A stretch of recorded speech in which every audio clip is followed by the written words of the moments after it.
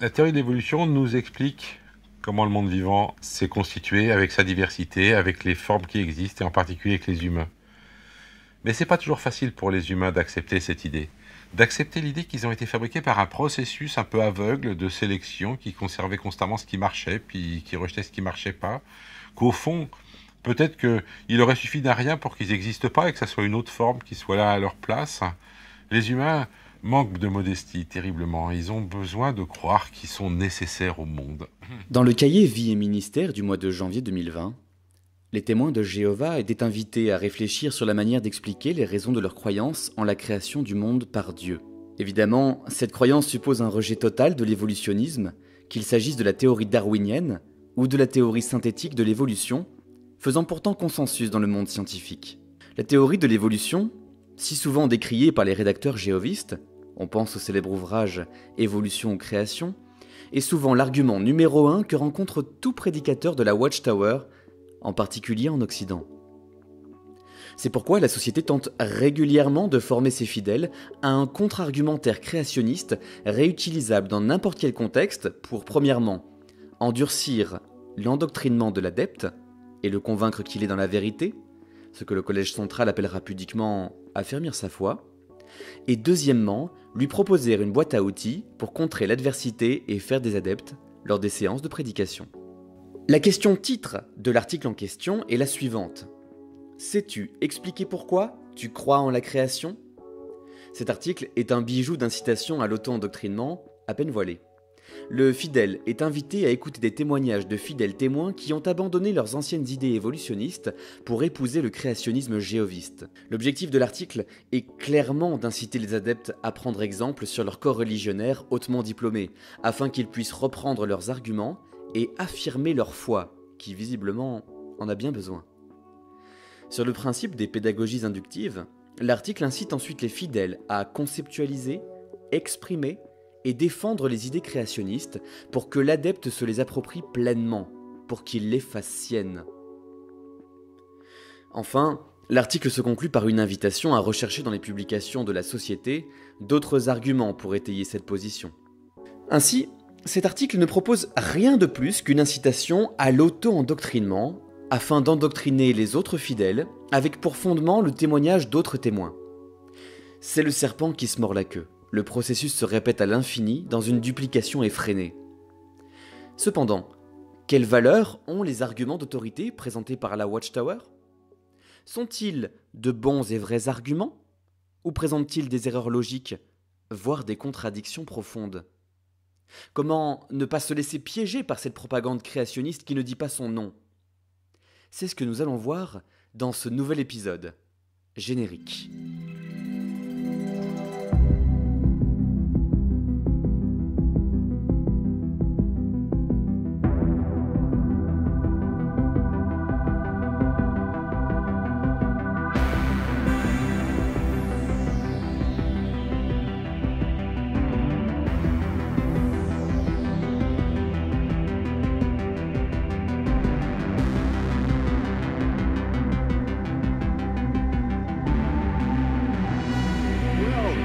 Bienvenue, bienvenue, bienvenue dans cette émission mensuelle. Ils ont besoin de croire qu'ils sont nécessaires au monde. Ce qu'exprime l'éminent biologiste Pierre-Henri Gouillon dans la vidéo introductive correspond parfaitement à ce que les vidéos de la société tentent d'inséminer dans l'esprit des adeptes. La vie, en particulier la vie humaine, serait le produit de la volonté divine, comme l'enseigne le chapitre 1 de la Genèse qui place l'homme au sommet de la pyramide, le 6e jour. Et pour prouver cette nécessaire création de la vie par Dieu, les personnages interviewés présentent tous les mêmes caractéristiques. Ce sont des personnes hautement diplômées. Un médecin, un zoologiste et un chirurgien orthopédiste. L'objectif est clairement de mettre en avant leurs connaissances, leur diplôme, leur supposée intelligence afin d'impressionner les adeptes et leur montrer que des gens brillants croient aux mêmes histoires qu'eux, probablement pour les rassurer ou prévenir leurs doutes. Je m'appelle Jaroslav Dovanic.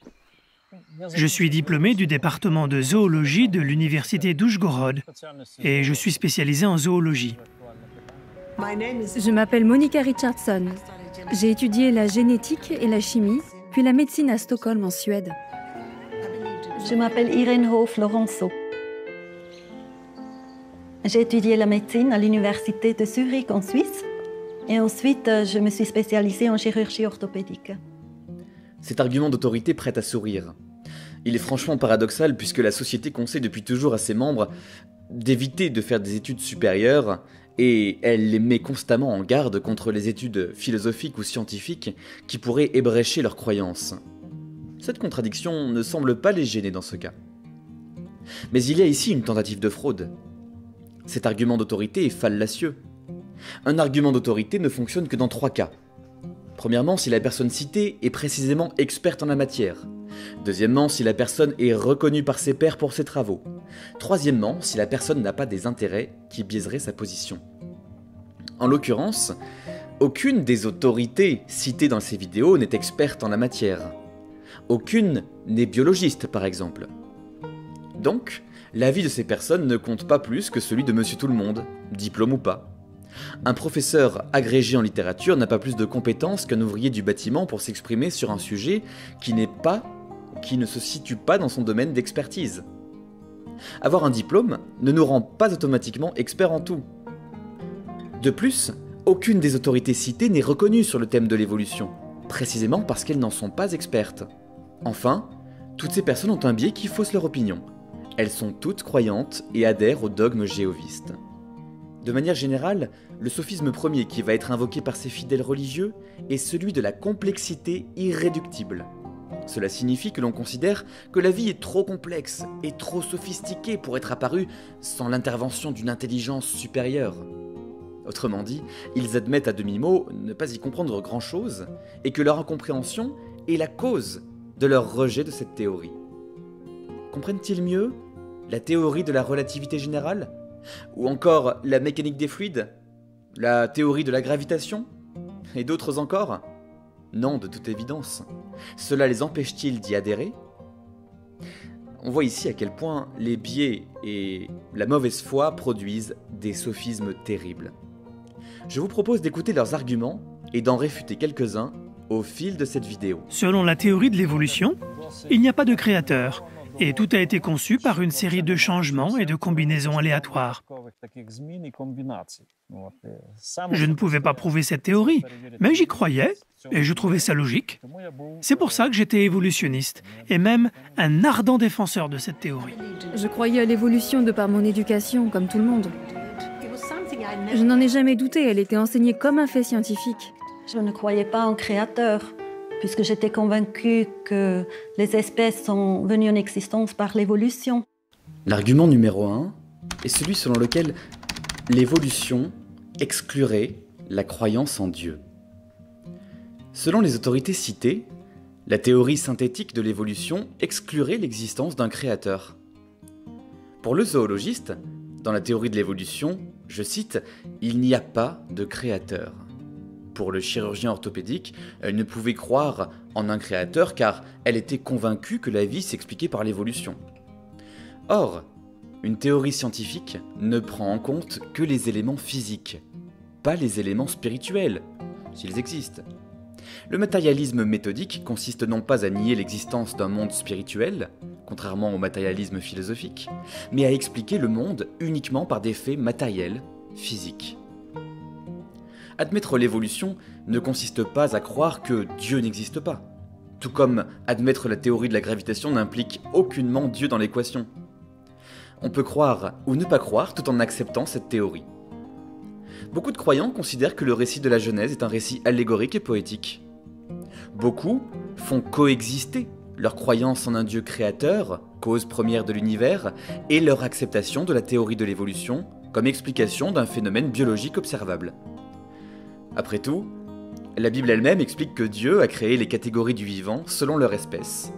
Mais elle n'a jamais expliqué par quels moyens. Le deuxième argument, on croit à cette théorie par habitude sans la prouver. Autrement dit, le sous-entendu c'est que l'évolutionniste n'a pas d'esprit critique. Les autorités citées expliquent donc que leur croyance provient d'une habitude, d'une éducation ou d'un conditionnement, en aucun cas d'une étude personnelle et d'une réflexion critique. Comme si tous ceux qui adhéraient à l'évolutionnisme le faisaient par habitude, sans esprit critique. Les verbes employés ici sont assez révélateurs. Je croyais comme tout le monde. Au passage, on fait d'un cas une généralité. J'étais convaincu. Comme s'il croyait à un dogme, à une religion. Intéressant renversement des perspectives, vous ne trouvez pas? Qui se remet le plus en question? Une religion dogmatique comme le jéhovisme? Ou la science? Le cas du zoologue est très intéressant. Il explique qu'il ne pouvait rien prouver, mais qu'il y croyait. Un acte de foi donc. De plus, le renforcement ridicule final est à noter. Il déclare qu'il était un ardent défenseur de cette théorie. Comment faire passer les évolutionnistes pour des personnes sans aucun sens critique, qui défendent becs et ongles une théorie qu'ils ne comprennent pas? Encore un magnifique renversement accusatoire de la part de la Watchtower.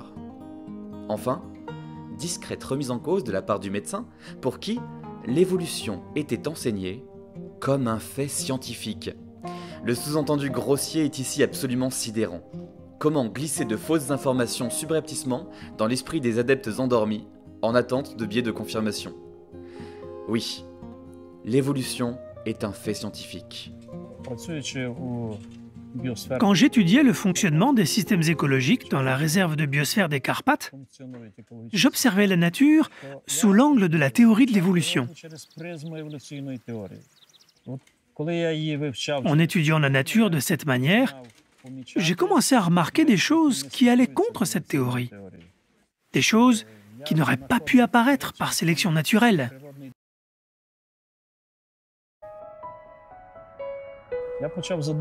Quand j'ai commencé à me demander si un créateur existait, j'ai découvert encore plus de faits qui contredisaient la théorie de l'évolution.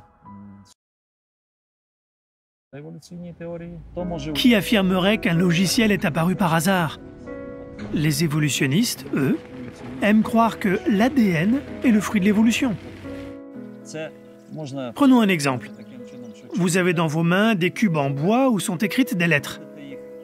Vous les jetez sur la table et d'un coup, une belle encyclopédie se forme. Il y a encore moins de chances que l'ADN vienne de l'évolution.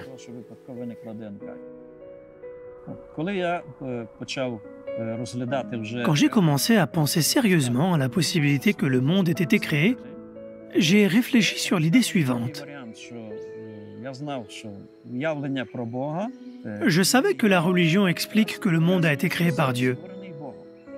Alors, j'ai décidé d'examiner différents enseignements religieux, y compris ce que dit la Bible, sur la manière dont Dieu a créé le monde.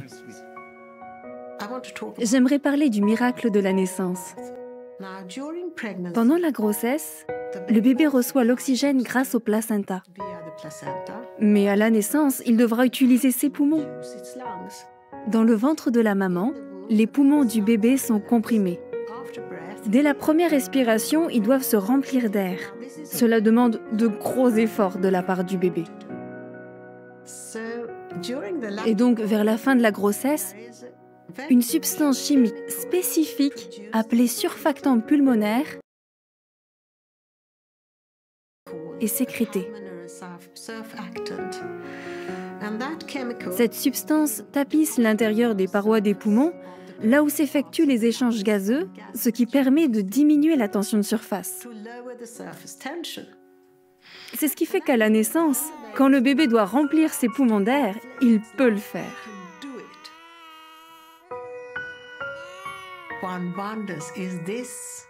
On peut se demander, tout cela est-il le résultat d'une conception intelligente ou celui du hasard?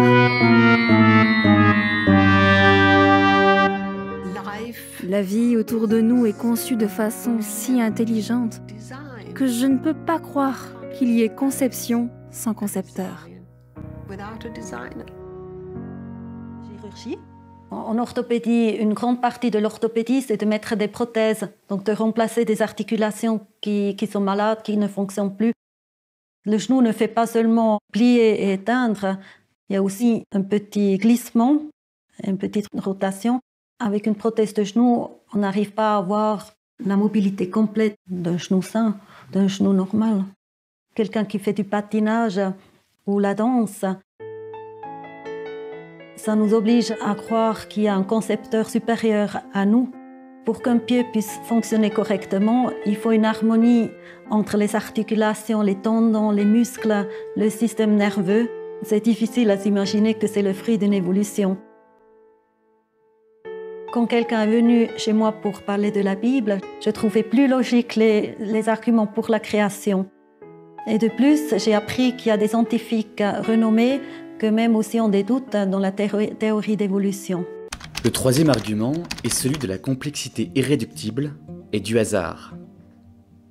Le principal argument des autorités citées est que la vie est trop complexe pour être apparue sans l'intervention d'un créateur. Cet argument, appelé argument de la complexité irréductible, se double d'un argument d'incrédulité. Je ne peux y croire, c'est impossible à comprendre. Et se double également d'un sophisme intéressant, la place du hasard. C'est ce que fait le zoologiste, en pratiquant le paralogisme des cubes en bois avec les lettres qui forment une encyclopédie par hasard. Si on pense de cette manière, en statistique, alors notre naissance n'a jamais eu lieu. Elle est hautement improbable sur le plan statistique depuis les débuts de l'humanité. En effet, le hasard, ou plutôt la spontanéité et l'aléatoire, puisque le hasard au sens strict n'existe pas vraiment, ont une place relativement importante dans les mécanismes évolutifs, notamment dans les mutations, mais ne sont pas seuls responsables des faits évolutifs. En effet, les mutations paraissent hasardeuses et aveugles. Parfois elles sont bénéfiques, parfois non. Heureusement, la sélection naturelle, artificielle et sexuelle entre en ligne de compte. Tout ce qui n'est pas suffisamment adapté pour que l'espèce survive disparaît alors. Les erreurs génétiques sont donc corrigées. Ce n'est donc pas du hasard, mais un ensemble de causalités qui s'entraînent les unes les autres logiquement. Ainsi, émettons l'hypothèse factice que sur 100 mutations chez 100 individus d'une même espèce, seulement 1% soient bénéfiques et permettent une adaptation. Si les 99 autres disparaissent parce que mal adaptés ou pas suffisamment, le 1% devient majoritaire, et donc devient la totalité, une fois que les autres ont tous disparu, à savoir 100%. Ainsi, on a l'impression que tout ce qui est sur Terre est arrivé subitement, sans erreur, parfaitement formé, adapté, pensé. Cela repose donc sur une illusion téléologique, comme si notre réalité était le seul point d'arrivée possible. Mais ça, les intervenants ne l'avoueront jamais. Ou ne l'ont peut-être tout simplement pas compris.